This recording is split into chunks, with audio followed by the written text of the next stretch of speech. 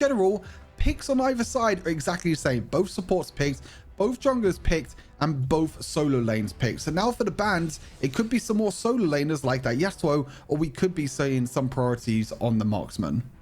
Yeah, because I mean, marksman already been used, as obviously, as you can see below, guys, is the Ezreal and the Corki, but we've seen quite a bit of priority for, obviously, the Severe as well. We've seen priority for Varus also, and then, obviously, as we get later on into these Fearless Draft games, we see the likes, obviously, Lucian come through also, but then also the AP, those APCs that we used to see way back when, they've also been coming through, like the Orianna. So potentially we could see an Orianna come through here. Again, we saw random play that also, obviously, those shockwaves were obviously messing up a lot of people. But the Varus being banned out here, Severe being banned out here, we may actually be forced into a pick like the Orianna. Yeah, exactly that. Interesting who they're banning out. Wow, they're banning out a lot of marksmen here. Zeri, Varus, and Severe all out the pool. I feel like here, if you're Ultimate Baguette, you need to pick the Xayah here. Xayah is basically really the only other AD carry left. There you go. It's going to be locked in here. With the other AD carries all banned out, Xayah, you feel like, has to be the pick. Again, you can't give the Xayah Rakan over to International Jobcenter as well at the same time. So, again, smart pick up here for Ultimate Baguette. And now they're going to look to try and round out their composition. And Aurelion Sol was a pick that they were able to win on yesterday. I think you go a little bit too AP heavy though, because you have the Aurelion Sol, you have the Gwen, and you have the Rakan, and you're against the Galio as well. I feel like there's just not enough AD damage here for International Jobcenter. They banned out the marksman, but they kind of shot themselves in the foot where they don't have any other marksman left to pick. So their main carries, Gwen and Aurelion Sol, in terms of damage this game, is all going to get negated by, like, Yone can build more of Malmortius, the same with the Xayah, and even Galio as well. He can give his entire team a magic shield, which is going to negate a lot of this damage. A lot of this damage, but it is going to be the rounding off of the comp onto the side of Ultimate Baguettes. They're going with the Fiora into the top side of the map as well, potentially here. So, again, this is... I mean, we take the Lee Sin from Final Wax. It makes sense, but we've seen before in one of the series where Lee Sin's just been completely punished, right? Like, they go into their jungle, they take away a few of the camps, they just kind of slow him down. He doesn't get the damage come through that he needs to. And then you've already got the likes of a Galio, which obviously has the Taunt. You have the Drowsy from the Lilia as well. They can really just kind of negate any kind of huge impact that Lee Sin could have. Yeah, exactly that. I mean, the Drowsies are going to be very important. I mean, Lilia again, looks like it might be jungle Lilia. With the Yone and also the Fiora being picked. We'll have to wait until we get into the game to see where these champions are going to be picked, because it seems like it's an absolute mess at the moment with who is where on Ultimate Baguette's side. I mean, according to this, Xayah's going to be jungle, but I'm sure that's not going to happen. So it's a bit of a mess in terms of ordering and everything at the moment. We'll just have to wait until we get into the game. But again, a very interesting draft, I think, when it comes to bans as well. Again, I feel like I definitely give the edge to Ultimate Baguette in this draft. I think they have that AD carry, they have that marksman. I think there's going to be just too much AP damage for International Jobcenter, and there could be a lot of items that could be countered by that. With Ultimate Baguette building, as I mentioned before, like some more of Malmortius, Wit's End might be built, magic resist boots as well. There's going to be a lot, because outside of Aurelion Sol and Gwen, Lee Sin's not going to do that much damage. I mean, he does a lot of burst damage in the early game, but he's not really there for the damage. He's more there for the slipperiness and the kick. And the Renekton as well. Renekton's going to deal nowhere near enough AD damage for that to be useful. So, again, I feel like for me, the draft definitely goes in favor of Ultimate Baguette this time around. Yep, I do have to say, I mean, they've got the Galio, and Galio's always been one of my favorite picks, and obviously is already, he translates a lot of kind of success within the Rift Legends battles as well as the showdowns, not only for obviously synergies alike with the Camille, or you can potentially even go onto the top of a Yone as well, right? Like, if you can get Yone to go in there, use the hero's entrance, get that knock up, pretty huge. But I do have to say to you, I'm not going to give over the support to International Jobcenter, because I feel like there is a lot of fault, a lot of risk within this draft. But if they can perform, the risk does pay off. Wow. Well, actually, wait a second. Patrez is going to be playing Lilia in the solo lane, and we're going to be seeing Final Wax on the Fiora jungle. This is something that I was not expecting to see. I was expecting Lilia in the jungle and Fiora coming up in the solo lane, but I guess Final Wax is doesn't feel comfortable on this Lilia. They wanted to pick it away, and Patriz is going to be playing it in the solo lane. It's going to be going up against the Gwen as well, which is not a bad matchup. Gwen doesn't have really too much early game damage to punish this Lilia, but this is definitely like a final wax champion. This is a player that, you know, has been playing all these bruisers and playing all these assassins for so long, and final wax just, you know, Fiora is like the perfect champion for him. Yeah, I mean, he definitely has the dashes around, and obviously the riposte as well, kind of trying to just mitigate some of the damage coming through, and obviously the CC that can come through from the side of International Jobcenter, especially trying to get mitigate that knockback that we know that Lee Sin has here. So Snorlax might be in for a bit of a hard time with the draft of Ultimate Baguettes and tries to find out who he can land onto. Because I mean, even the likes of the Xayah can kind of just go up with her ultimate and just mitigate that like knock-on effect that potentially could happen here for the Snorlax.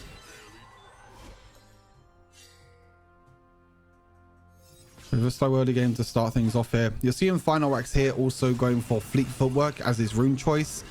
Fleet Footwork, since the change where now you have double auto attacks, really gave a lot more junglers the viability. You know, you see a lot of Fiora jungle, Yone jungle. I'm trying to think of some others that can even work in jungle with Fleet Footwork. Aatrox as well. There are a lot of junglers or a lot of champions that have opened up to playing jungle now because of this Fleet Footwork change. That double auto attack when you proc Fleet Footwork means that your jungle clear speed becomes much quicker in the early game, and you can rotate and try and make a lot of impact during these fights. So it's going to be, you know, very important to see, you know, what's going to be happening when it comes to Fiora, Final Wax, and whether he can get his team ahead again like he was able to do in the previous game. Yeah, I mean, already a bit of a difference from game number one. Obviously, they didn't all meet into the mid lane, didn't all kind of go for that early invade. They're just kind of playing this one out a little bit more kind of coy. Again, with a few bits of more respect into the early game, thanks to obviously not that big dive there. But random onto the Renekton here, just trying to keep poking out the Lilia for now. Obviously, doesn't do quite that much damage in the early game. Needs itemization, as you can see here. Just trying to beat a little bit of like that kind of like gnat on the back of your head, just kind of just like itching away at you. But right now, we are seeing that the gold lead is pretty much very neck and neck between these two teams, because still the first blood is on the board. The bonus gold yet still hasn't gone over, but to the side of International Jobcenter, we see that Random's able to actually get a few of the turret platings here from this turret. Yeah, I'm kind of surprised here that Ultimate Get actually went for the lane swap. They put Lilia up into the Renekton, which in my opinion is a bit of a harder matchup because the Lilia is just going to get, you know, a little bit punished by, you know, Renekton playing more aggressive, and they're putting a Yone down into the Gwen. I think their whole goal here is they're trying to make sure that they, nearly Sonic Wave landing there, but they're trying to put this Gwen behind in the bottom side, because Yone can definitely go toe to toe with Carlos. As you can see here, Yone trying his best to do as much damage as possible to Gwen, but we missed the first blood into the top lane. 2 kills actually into the top lane as well. Looks like both, you know, Galio got a kill. Yep. And Rakan got a kill. So it's both the supports getting a kill in the end. So it looked like a tower dive that maybe didn't go in too much favor of International Jobcenter. Exactly, the CC just coming through, especially how battered and bruised both Random and Patriz were both into the top side of the map. So it's just kind of just trying to claim a kill for themselves. Obviously, first blood did go over to the side of Ultimate Baguette, but still they are not too far ahead with the gold for now. But you can kind of already see how this Galio is going to form into this matchup, right? Got to make sure that they don't lose too many turret platings to the bot side of the map as well. Obviously, that's going to just further International Jobcenter's lead within the gold. Now you're seeing a lot of farming. Again, a trade of 1-for-1 in terms of ports. And here comes the 5 versus 5 fight again at the Rift Herald. We saw it in the previous game, and now it's going to be happening again. Early ultimate there from the Galio. That's a huge ultimate that's down. And also Xayah is very low on HP. So I'm a little bit worried here if I'm Ultimate Baguette, because they're going to look to try and take this Rift Herald. But they need to be careful now, because no Galio ultimate and no Xayah as well. It looks like Snorlax is jumping in onto the backline. We're missing it completely. And Xayah survives on 1 HP, but Final Wax gets caught instead. Survives as well on 1 HP. So multiple members of Ultimate Baguette actually surviving there on 1 HP. But meanwhile, whilst this team fight was happening at the Rift Herald, Carlos was able to solo kill the Yone in the bot side of the map. So huge win overall for International Jobcenter. Yeah, definitely this the win in the cells that they needed after that game number 1, right? They are needing that kind of amp up, that hype that they missed from game number 1, and they definitely have it right now in game number 2. They've got to make sure that they don't lose this momentum. And right now, Estes to the top side of the map does get the knock up onto Random. The taunt does come through as well. Lilia, as well as Final Wax on top of the Renekton. It's not going to be enough of that HP regen from the ultimate, keeping Random alive. They do get the takedown. They could look to push this top side of the map, whilst that T1 into the mid lane may fall here thanks to the Enchanted Ensemble. Yeah, you can see that the Rift Herald in mid lane is trying to get focused down, but to be honest, there's no one there trying to get that mid lane tower. I think Ultimate Baguette here are actually going to take this top lane tower for free, and they're going to take first tower of the game. And that's even when International Jobcenter took the Rift Herald. They used the Rift Herald in the mid lane, but no one was there to try and push that tower.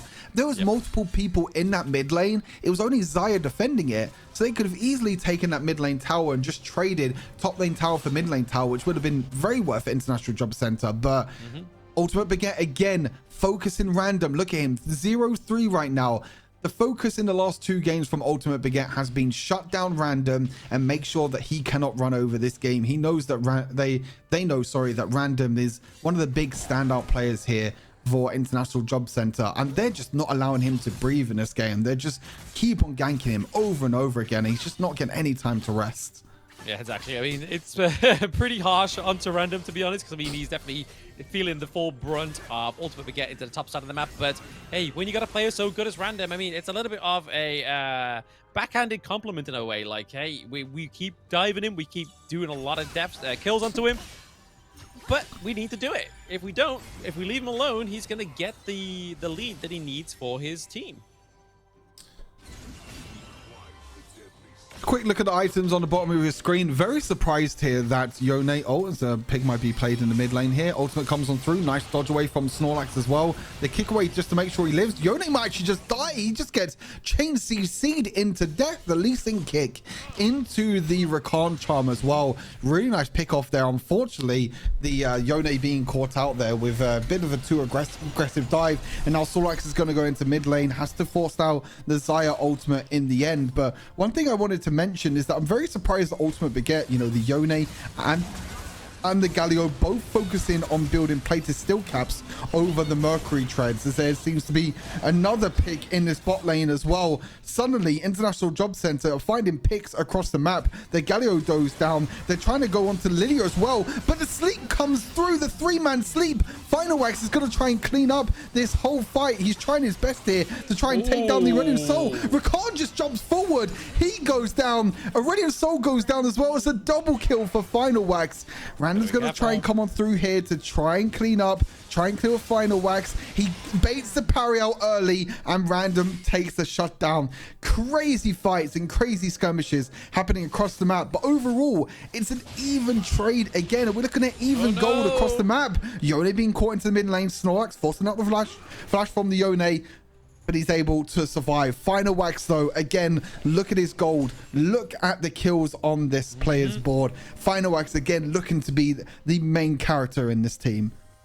Yeah, again, I mean, when you go for a pick like the Fiora compared to the potential, obviously, the Lilia into the jungle, it makes sense for Final Wax to get the Fiora, right? It's definitely got more carry potential, a little bit more of kind of like a me against the world kind of pick that we saw from the Viego as well. But right now, definitely International Jobcenter are coming back with a little bit of fight here. They're ahead with about 1k gold for now. But other than that, it's not the greatest lead going into around about that 10-minute mark, right? You want to kind of see a little bit more of a clear divide between these two teams.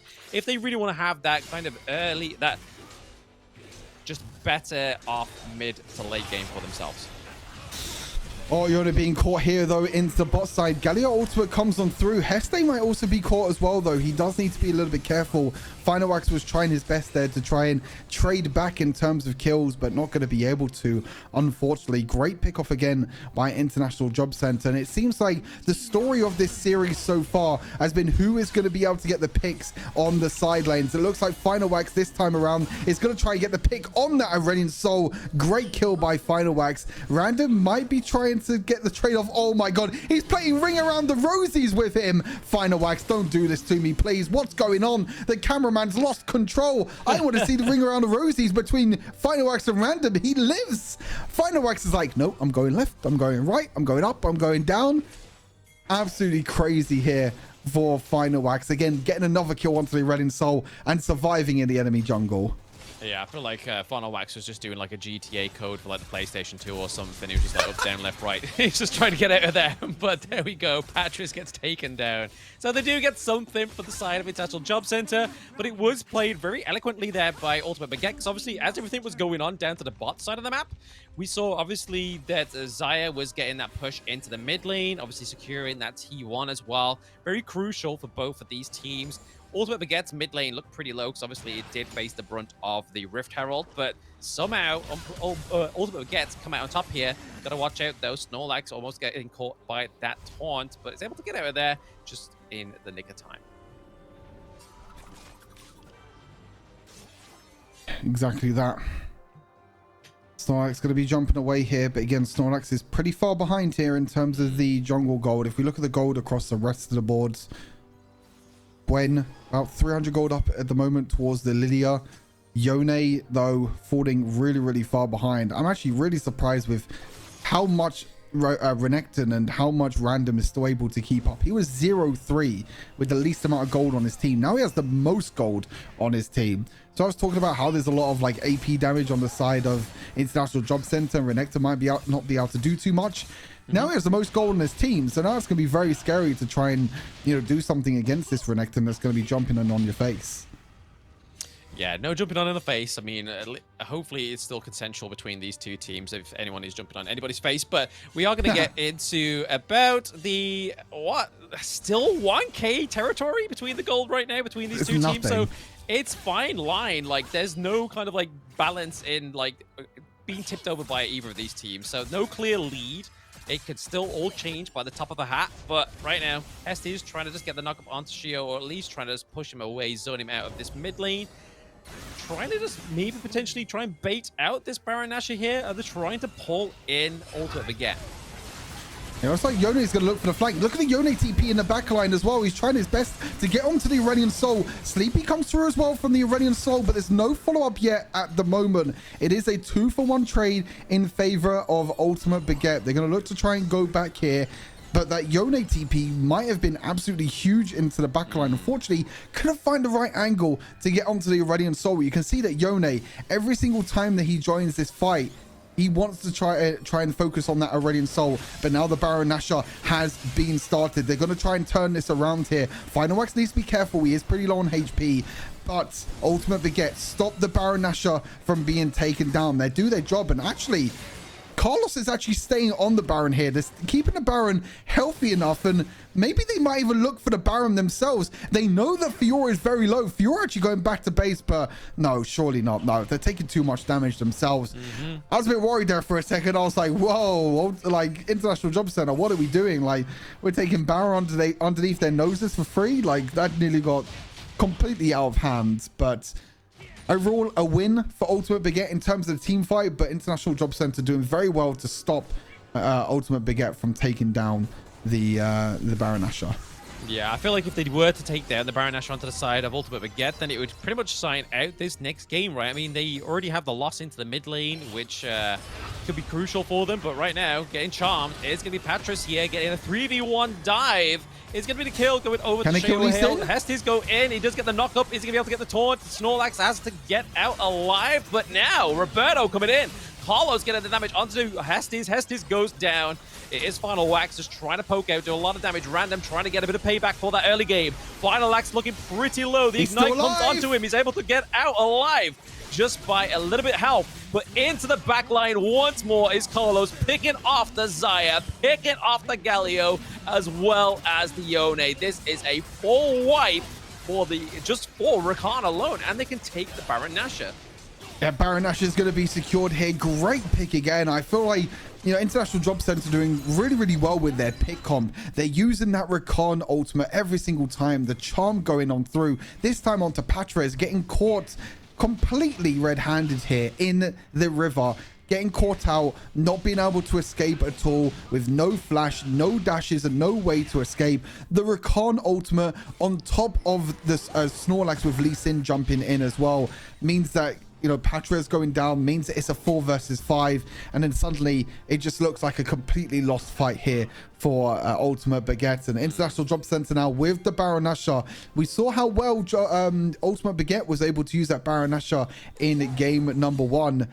Now we're gonna have to see if International Jobcenter can do the same thing here in game number 2. You can only hope so, right? I mean, this is the grand final. We don't want to see a 3-0 stomp come through here. Final Wax just go in, trying to bait a lot of the skills, but the quickness came through. The CC from the Rakan is going to be huge, but here it is. That enhanced ultimate from the Aurelian Soul right now is showing and paying a lot of damage onto the Xayah. Xayah goes down. Galio into the back line there, going against Carlos, looking pretty low as well. Patris goes down. It is a fight on 3 fronts with International Jobcenter going against the Ultimate Baguette. And they clean up shop once more. Yone looking pretty low. Can they get another ace here for the side of International Jobcenter? It's definitely put them leaps and bounds with that gold lead. Yep, doesn't look like they're going to do enough to defend this. Yone is not enough either. Aurelian Soul, the breath of fire, reeks into the base of Ultimate Baguette, and we have a tied series on our hands. International Jobcenter fighting back in game number 2 to take game number 2 here and take us to a 1-1 going into game number 3. I feel like overall that was a very, very messy game. It was very back and forth. It was whoever got the pick at the right moment. You know, it's Final Wax diving in onto Aurelian Soul. But I think the real big difference there was that Rakan pick. Rakan making such a huge difference. Quant jumping in there, getting picks every single time. You know, Patres caught at that Baron. Unfortunately, was the big ending point for this game. You know, if Patres didn't get caught around that Baron, it would have been a 5 versus 5. Everything would have been fine. But Quant finding these engages at the right moments, at the right times on this Rakan, you could see there, 13 assists. He was a part of 15 of the 19 kills that International Jobcenter were able to get in this game number 2. And then, of course, shy on that Aurelian Soul, he proved his worth in the in yesterday's series, and now he does the same again as well with so much gold. As long as this champion